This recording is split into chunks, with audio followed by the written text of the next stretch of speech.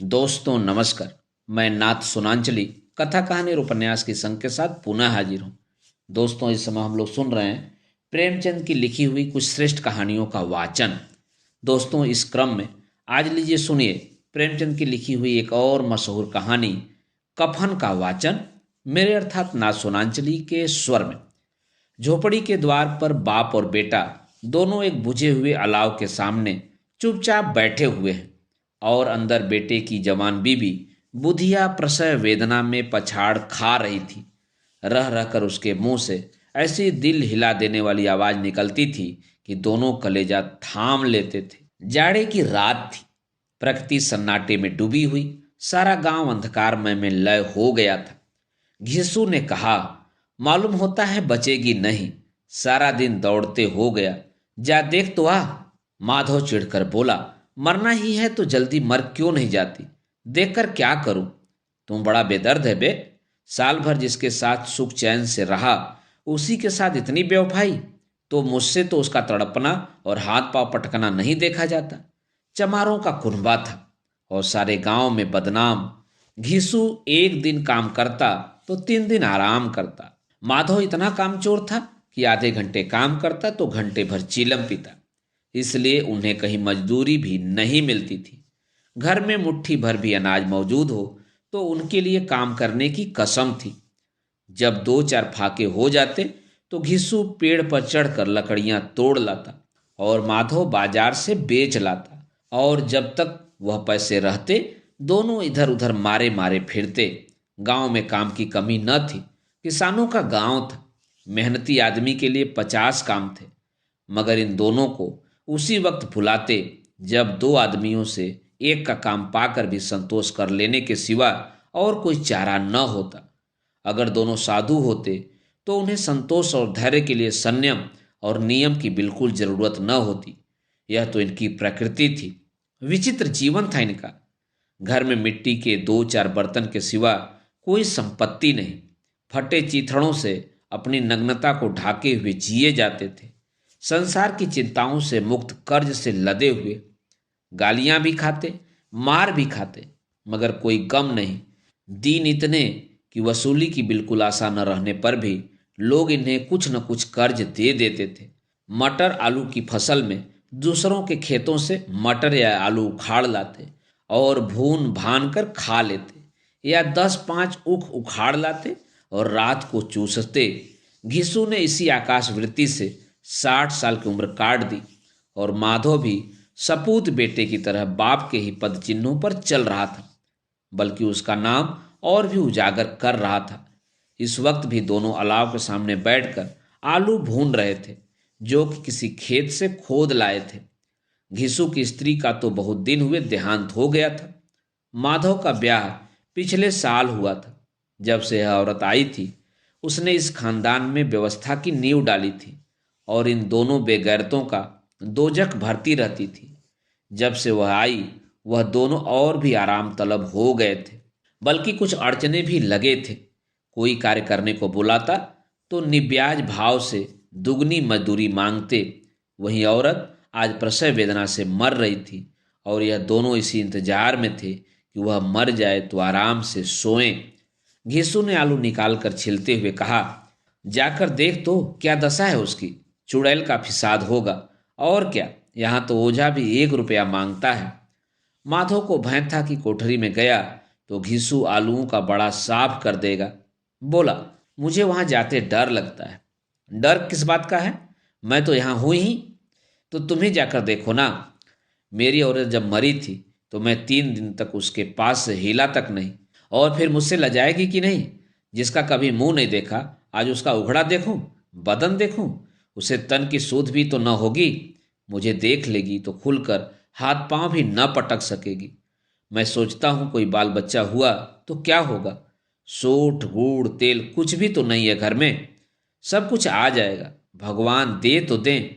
जो लोग अभी 1 पैसा नहीं दे रहे हैं वे ही कल बुलाकर रुपए देंगे। मेरे 9 लड़के हुए, घर में कभी कुछ न था, मगर भगवान ने किसी न किसी तरह बेड़ा पार ही लगाया। जिस समाज में रात दिन मेहनत करने वालों की हालत उनकी हालत से कुछ बहुत अच्छी न थी और किसानों के मुकाबले में वे लोग जो किसानों की दुर्बलताओं से लाभ उठाना जानते थे कहीं ज्यादा संपन्न थे। वहां इस तरह की मनोवृत्ति का पैदा हो जाना कोई अचरज की बात न थी। हम तो कहेंगे घिसू किसानों से कहीं ज्यादा विचारवान था और किसानों के विचार शून्य समूह में शामिल होने के बदले बैठकबाजों की कुत्सित मंडली में जा मिला था। हाँ, उसमें यह शक्ति न थी कि बैठकबाजों के नियम और नीति का पालन करता, इसलिए जहां उसकी मंडली के और लोग गांव के सरगना और मुखिया बने हुए थे उस पर सारा गांव उंगली उठाता था। फिर भी उसे यह तस्कीन तो था ही कि अगर वह फटेहाल है तो कम से कम उसे किसानों की सी जी तोड़ मेहनत तो नहीं करनी पड़ती और उसकी सरलता और निरीहता से दूसरे लोग बेजा फायदा तो नहीं उठाते। दोनों आलू निकाल निकाल कर जलते जलते खाने लगे। कल से कुछ नहीं खाया था, इतना सब्र न था कि ठंडा हो जाने दे। कई बार दोनों की जबानें जल गईं। छिल जाने पर आलू का बाहरी हिस्सा जबान, हलक और तालू को जला देता था और उस अंगारे को मुंह में रखने से ज्यादा खैरियत इसी में थी कि वह अंदर पहुंच जाए। वहां उसे ठंडा करने के लिए काफी सामान थे, इसलिए दोनों जल्द जल्द निगल जाते थे। हालांकि इस कोशिश में उनकी आंखों से आंसू निकल आते। घिसू को उस वक्त ठाकुर की बारात याद आई जिसमें 20 साल पहले वह गया था। उस दावत में उसे जो तृप्ति मिली थी वह उसके जीवन में एक याद रखने लायक बात थी और आज भी उसकी याद ताजी थी। बोला, वह भोज नहीं भूलता। तब से फिर उस तरह का खाना और भरपेट नहीं मिला। लड़की वालों ने सबको भरपेट पूड़ियां खिलाई थी, सबको, छोटे बड़े सबने पूड़ियां खाईं और असली घी की। चटनी, रायता, 3 तरह के सूखे साग, एक रसेदार तरकारी, दही, चटनी, मिठाई। अब क्या बताऊं कि उस भोज में क्या स्वाद मिला। कोई रोक टोक नहीं थी, जो चीज चाहो मांगो, जितना चाहो खाओ। लोगों ने ऐसा खाया कि किसी से पानी न पिया गया। मगर परोसने वाले हैं कि पत्तल में गर्म गर्म गोल गोल सुवासित कचौड़ियां डाल देते हैं। मना करते हैं कि नहीं चाहिए, पत्तल पर हाथ रोके हुए हैं, मगर वह है कि दिए जाते हैं। और जब सबने मुंह धो लिया तो पान इलायची भी मिली, मगर मुझे पान लेने की कहाँ सुध थी। खड़ा हुआ न जाता था। चटपट जाकर अपने कंबल पर लेट गया। ऐसा दिल दरियाव था वह ठाकुर। माधव ने इन पदार्थों का मन ही मन मजा लेते हुए कहा, अब हमें कोई ऐसा भोज नहीं खिलाता। अब कोई क्या खिलाएगा, वह जमाना दूसरा था। अब तो सबको किफायत सूझती है। शादी ब्याह में मत खर्च करो, क्रियाकर्म में मत खर्च करो। पूछो गरीबों का माल बटोर बटोर कर कहाँ रखोगे। बटोरने में तो कोई कमी नहीं है, हाँ खर्च में किफायत सूझती है। तुमने एक 20 पूरियां खाई होंगी, 20 से ज्यादा खाई थी। मैं 50 खा जाता, 50 से कम मैंने न खाई होंगी। अच्छा पका था, तू मेरा आधा भी नहीं है। आलू खाकर दोनों ने पानी पिया और वहीं अलाव के सामने अपनी धोतियां ओढ़कर पांव पेट में डाले सो रहे, जैसे 2 बड़े बड़े अजगर गिडुलिया मारे पड़े हों। और बुधिया अभी तक कराह रही थी। सवेरे माधव ने कोठरी में जाकर देखा तो उसकी स्त्री ठंडी हो गई थी। उसके मुंह पर मक्खियां भिनक रही थी, पथराई हुई आंखें ऊपर टंगी हुई थी, सारी देह धूल से लथपथ हो रही थी। उसके पेट में बच्चा मर गया था। माधव भागा हुआ घिसू के पास आया। फिर दोनों जोर जोर से हाय हाय करने और छाती पीटने लगे। पड़ोस वालों ने यह रोना धोना सुना तो दौड़े हुए आए और पुरानी मर्यादा के अनुसार इन अभागों को समझाने लगे, मगर ज्यादा रोने पीटने का अवसर न था। कफन और लकड़ी की फिक्र करनी थी। घर में तो पैसा इस तरह गायब था जैसे चील के घोंसले में मांस। बाप बेटे रोते हुए गांव के जमींदार के पास गए। वह इन दोनों की सूरत से नफरत करते थे। कई बार इन्हें अपने हाथों से पीट चुके थे, चोरी करने के लिए, वादे पर काम पर न आने के लिए। पूछा, क्या है बे घिसुआ, रोता क्यों है? अब तो तू कहीं दिखलाई भी नहीं देता, मालूम होता है कि इस गांव में नहीं रहना चाहता। घिसू ने जमीन पर सिर रखकर आंखों में आंसू भरे हुए कहा, सरकार, बड़ी विपत्ति में हूं। माधव की घरवाली रात को गुजर गई। रात भर तड़पती रही सरकार। हम दोनों उसके सिरहाने बैठे रहे, दवा दारू जो कुछ हो सका सब कुछ किया, मुदा वह हमें दगा दे गई। अब कोई एक रोटी देने वाला भी न रहा मालिक। तबाह हो गए, घर उजड़ गया, आपका गुलाम हूं। अब आपके सिवा कौन उसकी मिट्टी पार लगाएगा? हमारे हाथ में तो जो कुछ था वह सब तो दवा दारू में उठ गया। सरकार की ही दया होगी तो उसकी मिट्टी उठेगी, आपके सिवा किसके द्वार पर जाऊं? जमींदार साहब दयालु थे, मगर घिसू पर दया करना काले कंबल पर रंग चढ़ाना था। जी में तो आया, कह दें चल दूर हो जा यहां से। यूं तो बुलाने से भी नहीं आता, आज जब गरज पड़ी तो आकर खुशामद कर रहा है। हरामखोर कहीं का, बदमाश। लेकिन यह क्रोध या दंड देने का अवसर न था। जी में कुड़ते हुए 2 रुपए निकालकर फेंक दिए, मगर सांत्वना का एक शब्द भी मुंह से न निकला। उसकी तरफ ताका तक नहीं, जैसे सिर का बोझ उतारा हो। तब जमींदार साहब ने 2 रुपए दिए तो गांव के बनिए महाजनों को इनकार का साहस कैसे होता। घिसू जमींदार के नाम का ढिढोरा भी पिटना जानता था। किसी ने 2 आने दिए, किसी ने 4 आने। 1 घंटे में घिसू के पास 5 रुपए की अच्छी रकम जमा हो गई। कहीं से अनाज मिला, कहीं से लकड़ी, और दोपहर को घिसू और माधव बाजार से कफन लाने चले। इधर लोग बांस वास काटने लगे। गांव की नर्मदिल स्त्रियां आ आकर लाश देखती थीं और उसकी बेक्सी पर 2 बूंद आंसू गिराकर चली जाती थी। बाजार में पहुंचकर घिसू बोला, लकड़ी तो उसे जलाने भर को मिल गई है, क्यों माधव? माधव बोला, हाँ लकड़ी तो बहुत है, अब कफन चाहिए, तो चलो कोई हल्का सा कफन ले लें। हाँ और क्या, लाश उठते उठते रात हो जाएगी, रात को कफन कौन देखता है? कैसा बुरा रिवाज है कि जिसे जीते जी तन ढाकने को चिथड़ा भी न मिले, उसे मरने पर नया कफन चाहिए। कफन लाश के साथ जल ही तो जाता है, और क्या रखा रहता है। यही 5 रुपए पहले मिलते तो कुछ दवा दारू कर लेते। दोनों एक दूसरे के मन की बात ताड़ रहे थे। बाजार में इधर उधर घूमते रहे। कभी इस बाजार की दुकान पर गए, कभी उसकी दुकान पर। तरह तरह के कपड़े, रेशमी और सूती देखे, मगर कुछ जचा नहीं। यहां तक कि शाम हो गई।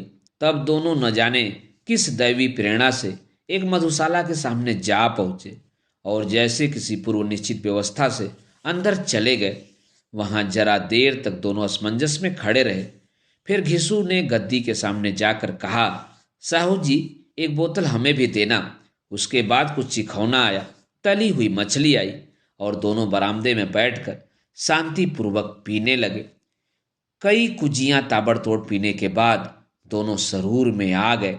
घिसू बोला, कफन लगाने से क्या मिलता है, आखिर जल ही तो जाता है, कुछ बहू के साथ तो न जाता। माधव आसमान की तरफ देखकर बोला, मानो देवताओं को अपनी निष्पापता का साक्षी बना रहा हो। दुनिया का दस्तूर है, नहीं लोग बाभनों को 1000 रुपए क्यों देते हैं? कौन देखता है परलोक में मिलता है या नहीं? बड़े आदमियों के पास धन है, फूकें, हमारे पास फूकने को क्या है? लेकिन लोगों को जवाब क्या दोगे? लोग पूछेंगे नहीं कफन कहाँ है? घिसू हंसा, अबे कह देंगे कि रुपए कमर से खिसक गए, बहुत ढूंढा मिले नहीं। लोगों को विश्वास न आएगा, लेकिन फिर वही रुपए देंगे। माधव भी हंसा, इस अनापेक्षित सौभाग्य पर बोला, बड़ी अच्छी थी बेचारी, मरी तो खूब खिला पिलाकर। आधी बोतल से ज्यादा उड़ गई। घिसू ने 2 सेर पूड़ियां मंगाई, चटनी, अचार, कलेजिया। शराब खाने के सामने ही दुकान थी। माधव लपक कर 2 पतलों में सारे सामान ले आया। पूरा 1.5 रुपया खर्च हो गया, सिर्फ थोड़े से पैसे बच रहे। दोनों इस वक्त इस शान में बैठे पूड़ियां खा रहे थे जैसे जंगल में कोई शेर अपना शिकार उड़ा रहा हो। न जवाबदेही का खौफ था, न बदनामी की फिक्र। इन सब भावनाओं को उन्होंने बहुत पहले ही जीत लिया था।